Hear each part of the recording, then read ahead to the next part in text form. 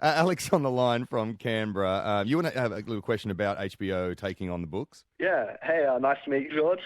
Hi there. Huge fan. I was just wondering if you have a say to HBO's changes to the storyline. Well, I have a voice. I mean, I write one episode a season. I work with David and Dan in, designing these things. But if they want to make a change that I don't agree with, I can try to persuade them not to do it, but I can't, veto it. And, of course, HBO writes the paychecks, which means they call the ultimate shots. But I knew that some changes are inevitable. You have to condense. You have to combine characters. You can't do a literal page by page, scene by scene, line by line of dialogue of a novel or a TV show. Yeah, well, that makes perfect sense. I was just really gutted to find out then Strong Belwas was cut from the cast.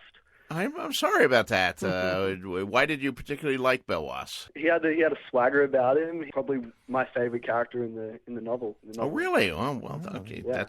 I'm always fascinated to hear things like that because, of course, I have 314 characters, and Strong Belwas is not the smartest guy around there. But you've got Hodor.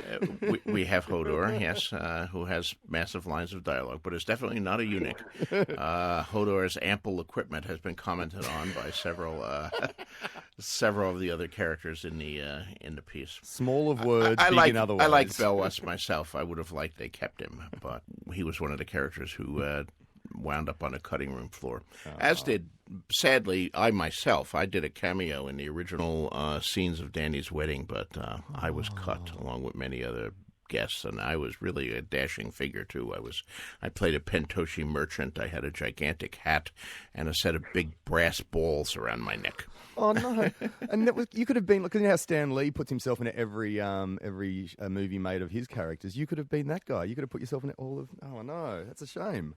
I am in 2 episodes of Beauty and the Beast. The aficionados of that can go back and find me. Are you wearing a hat? That's a good question. I might have been wearing a hat in one of those scenes, but not in the other. Hey, Alex, thank you very much, dude. Actually, we've got someone on the phone now who is a massive fan. Natalie's on the line from Brisbane with a very simple question. This is possibly the top comment on Facebook when we asked for questions for you, George. Natalie?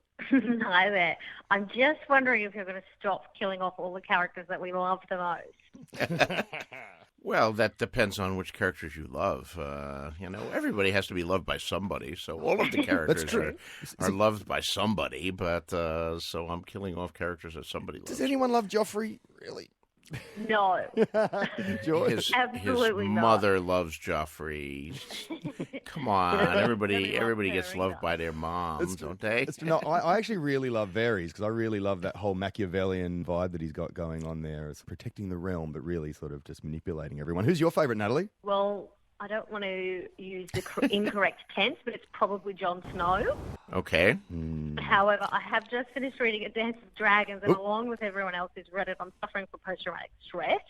I'm going to say retrospective spoiler alert for like 5 seconds ago. Well, I don't think I gave it away, but yeah, I just need some sort of light at the end of the tunnel. Can you tell me, do Jaime Lannister and our favourite heroine, Brienne of Tarth, get together? I tell you nothing. I conceal all these cards up my sleeve. I knew it. I was worth a shot. Have to keep reading to find out. I'm more than happy to keep reading. I will say that, some characters will make it through to the end of the book. So that's about the most reassurance I can give you. What happens beyond the end of the book, of course, all men must die. I mean, that's right in the books, Valar Morghulis. So. Well, as someone said, the best way to finish these up, winter is coming, just have an ice age. Then everyone, bam, gone. Well, that may be in the offing too. We'll see. Oh, good on you. I hope not. Have a lovely one, Natalie. Hey, we're talking to George R.R. Martin. We haven't even mentioned Red Wedding yet. Oh, my gosh.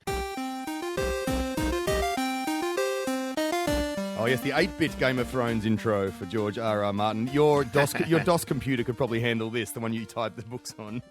Could be, yeah, it could be. You've really achieved such an amazing duality. People love you and they hate you. People were saying yesterday you ruined book reading for them because after they get to the end of the Game of Thrones, the Ice and Fire books, they've got nothing else to read. Nothing sort of comes close. Do you still read fantasy? I do. I still read many things. I'm a fairly voracious reader, but for one thing, I get sent virtually every fantasy that's published anywhere in the world now. Would you like to comment or give a cover blurb to this fantasy, and I do for some of them. But I love fantasy. I love science fiction, which is something else I've written a lot of, horror stories. But I also read a lot of murder mysteries. I read a lot of history and historical fiction. My unread shelf is just jammed with so many books that I could just do nothing but read for the rest People of would my be life. stoked if you And did that. People would be annoyed. This is, of course, when you started writing these books, there wasn't these kind of massive cinematic TV shows, which then your books could be turned into. Like in the 90s, I guess there was like Buffy, and then that was before The Sopranos and Lost and stuff.